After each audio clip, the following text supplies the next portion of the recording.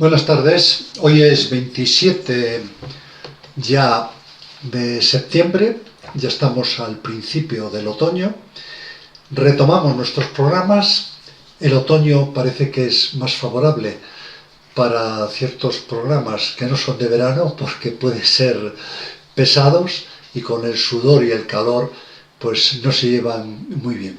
Estamos de nuevo con nuestro colaborador y amigo principal del programa, Germán Domínguez. Buenas tardes, Germán. Muy buenas tardes, Alberto. ¿Qué tal el verano? Pues fenomenal. Fenomenal. Fenomenal. Es decir, no se puede, yo en mi caso, yo ya no puedo hablar de vacaciones. Estoy jubilado, estoy de vacaciones permanentes. Pero bueno, efectivamente he estado por allí, por Asturias, librándome un poco del calor, de los rigores del calor de aquí en Madrid, y desde ese punto de vista estupendamente. Hay mucha gente que se está yendo al norte, por los calores. Bueno, yo creo que los calores aquí son los calores de siempre, contrariamente a lo que dicen, y yo me he criado aquí, yo sí sé lo que es el calor, ¿entiendes? Pero el bueno, calor efectivamente, de Castilla la Vieja. Claro, efectivamente, si encuentras un sitio que es más agradable, más apacible, más benigno, pues bueno, hay que aprovecharlo si se puede. Está muy de moda, Germán, que es un tema que vamos a tratar a continuación, esto del cupo catalán. Tú que eres un hombre que siempre te han interesado estas cuestiones, ¿cómo lo ves en principio? Bueno, en la formulación actual de la que todo el mundo habla, de lo que hablan los periódicos, etcétera, etcétera, y yo personalmente creo que no saldrá adelante. Creo que no saldrá adelante. Sí vale para determinadas cosas. Es una afirmación muy contundente. Hombre, tendría que dar un vuelco todo el tema electoral, ¿no? Es decir, pero actualmente determinados partidos de izquierdas, lógicamente por cuestiones electorales nada más, pues ya han manifestado que nunca lo votarán. Con lo cual el gobierno Pedro Sánchez tiene dificultades o tendrá muchas dificultades para aprobar una cosa como esta, ¿no? Lo del llamado cupo catalán se ha negociado fundamentalmente con Esquerra Republicana de Cataluña. Y ellos han votado, la mayor parte de los votantes han dicho que sí, pero ¿nos quieres recordar cuántos votantes en teoría tomaban participación? ¿Recuerdas el número? No, pero... No llegaba a 8.000.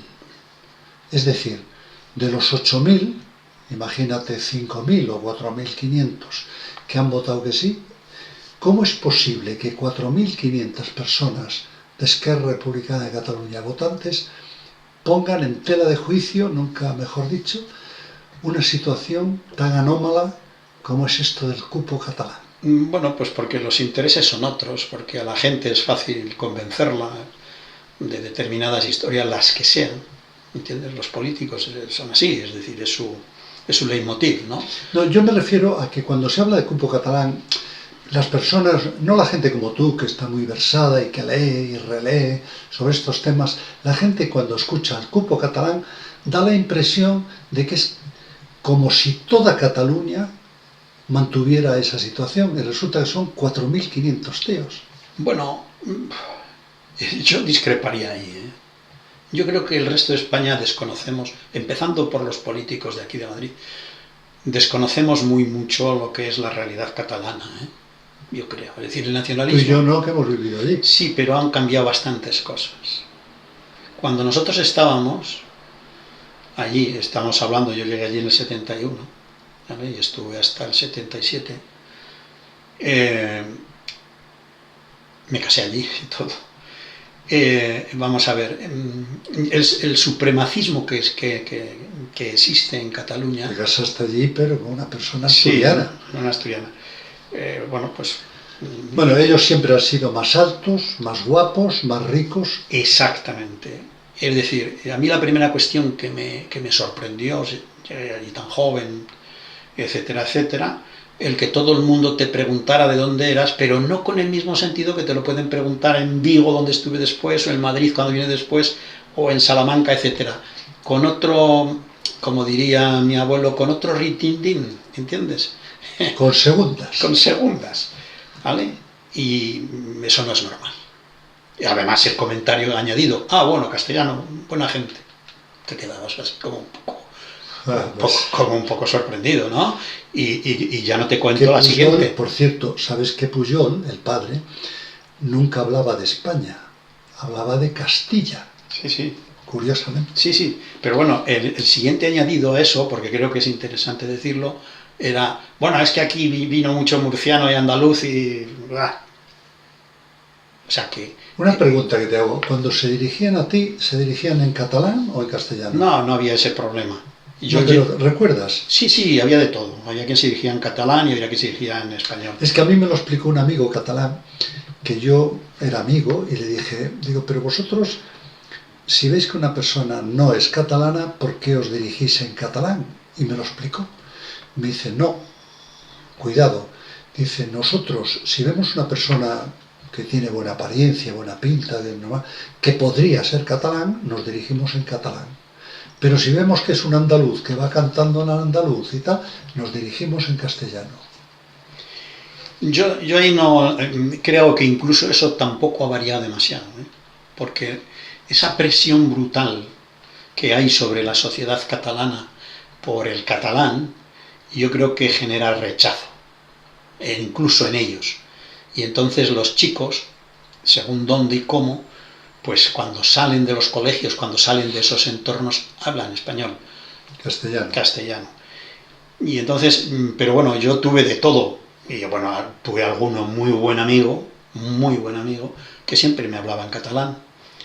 Y claro, ¿qué ocurre? Que tampoco es tan complicado, sobre todo nosotros que estudiamos mucho latín y mucha cosa y tal. Yo había estudiado mucho italiano, de esas cosas que en fin, está ahí el catalán un poquito tal. Yo enseguida comencé a entenderlo. Y ya llegó un momento que con este amigo mío ya era una cuestión de posicionamiento, ¿no? Es decir, tú Josep, habla en catalán hasta que revientes, y yo siempre te responderé en español, ¿vale? En castellano.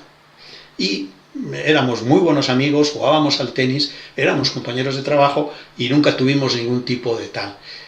Y no había un problema particular. Yo ahora voy poco, cuando trabajaba iba mucho por cuestiones de trabajo. Antes de jubilarme tenía ahí muchos clientes, tampoco tuve nunca ningún problema. Es decir, y en reuniones en las que solo se hablaba catalán, como yo sigo entendiéndolo, sí, era el problema. Pues nunca generé un problema. Es cierto que... Además, cuando hay dinero por el medio, no yo en esas, no hay claro, yo en esas reuniones hablaban en catalán todos y éramos 4, 5, 6, particularmente... Hecha esta pequeña introducción, has dicho que lo del cupo catalán, que tú crees que no se va a firmar. Yo creo que no, porque hay gente que tal. Y luego el desgaste económico, el desgaste político es muy importante y muy fuerte, independientemente de que ya se han confesado, es decir, porque el propio Pedro Sánchez ha reconocido que el tema catalán exige una financiación singular, eso se lo hemos escuchado todos, ¿no? Acuérdate de la famosa historia de la simetría de Pascual Maragall, también socialista, es decir, la propia patronal catalana presionando sobre todo. Pero según tú, entonces, ese famoso cupo siempre ha existido. Para mí el cupo catalán ha existido siempre y sigue existiendo. Explica eso. Ahora te lo explico. Para mí es muy simple. Podemos empezar con el tema histórico, podemos empezar, por ejemplo, por el tema presupuestos, por las transferencias de Estado. El tema histórico. El tema histórico,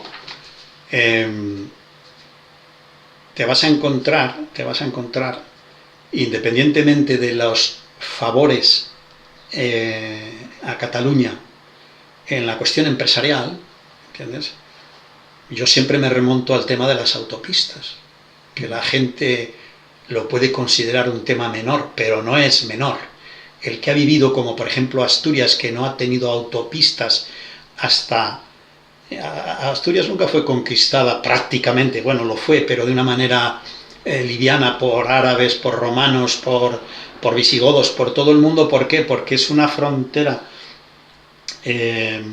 casi natural, ¿no? Casi natural, imposible de flanquear o muy complicada de flanquear. No ha tenido autopistas hasta que Álvarez Cascos fue ministro plenipotenciario y puso que era su tierra, pero lo necesitaba, era el único sitio prácticamente donde no había una autopista en Asturias.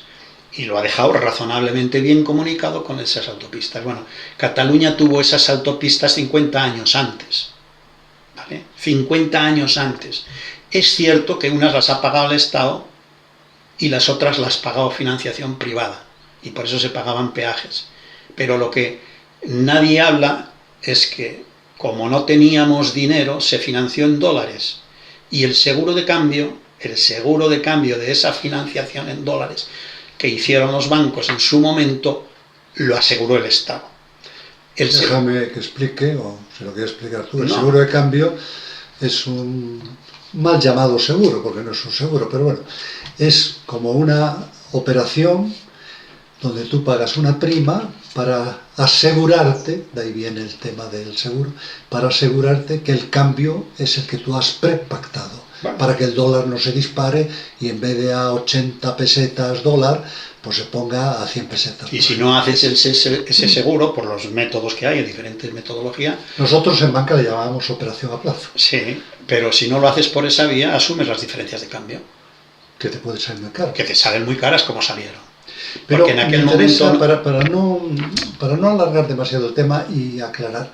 O sea, según tú, por lo que yo he entendido, tú crees que aunque no se hubiera llamado cupo catalán, Cataluña siempre ha incurrido en déficit presupuestario que siempre ha sido cubierto por el Estado. Es decir, tú eres un hijo mío, tú gastas demasiado, pues yo te surto del dinero que has malversado o gastado en demasía. Bueno, eso es una manera de explicarlo.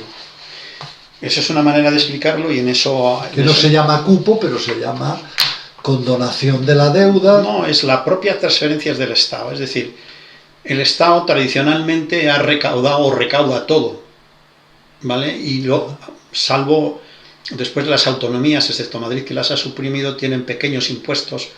Cataluña hasta 18 impuestitos por allí, que cuestan la mayoría de ellos más la gestión del impuesto que lo que recauda. Desde ese punto de vista, Madrid la suprimió el año pasado o el anterior, precisamente por eso, y porque no te llevan a ningún sitio. Entonces, según tú, Germán, el cupo, aunque no se llame así, podríamos decir que siempre ha existido, en el sentido de que si Cataluña ha gastado más de lo que recaudaba, por exceso de gasto, ya sea vía embajadas que hace por ahí u otras aplicaciones, el Estado siempre le surtía de los fondos necesarios para equilibrar ese presupuesto. No le surtía, le surte. Bueno, le surtía desde entonces. Yo te voy a dar los números de 2023, ¿vale? De ejecución presupuestaria, de las transferencias del Estado. Te voy a dar, por ejemplo, Andalucía, que tiene, no sé, 1 o 2 millones más de habitantes que Cataluña. 35.000, en números redondos, 35.700 millones. ¿Qué son? Las transferencias del Estado. Del Estado hacia Andalucía. Sí, que eso es la base del presupuesto, ¿vale? Ahora te doy las de Cataluña, con 2 millones, creo que son en torno a 2 millones menos de habitantes. He dicho 35.700 Andalucía, 46.980, 47.000 millones. Cataluña. O sea, en per cápita sale mucho más alto. Ahora te doy Madrid, 27.469. Que son casi los mismos años. Casi 20, exacto, 750.000 menos que Cataluña, ¿vale? Casi 20.000 millones menos, casi el doble Cataluña. Incluso Valencia tiene más que Madrid, 28.000 millones, con Chimopos. ¿Y cómo se puede decir España en Soroba? Bueno, forma parte de un marketing muy bien estudiado y que cala en la población, ¿entiendes? Ese supremacismo del que siempre nos hablamos viene de ahí, viene de todas estas cosas, es decir, permanentemente. Ese tema siguen con el presidente ha nombrado como asesor, no sé si jefe de gabinete, a un tal Rubio, que ha estudiado, un chico joven, bastante joven, que ha estudiado en el extranjero y tiene un libro publicado que se llama La ética de la mentira o algo así. O sea que mentir es rentable. Sí, claro. Política y económicamente. Y escucha, esto es una parte, digamos, sustancial, porque lo es, porque estamos hablando de barbaridades. De barbaridades.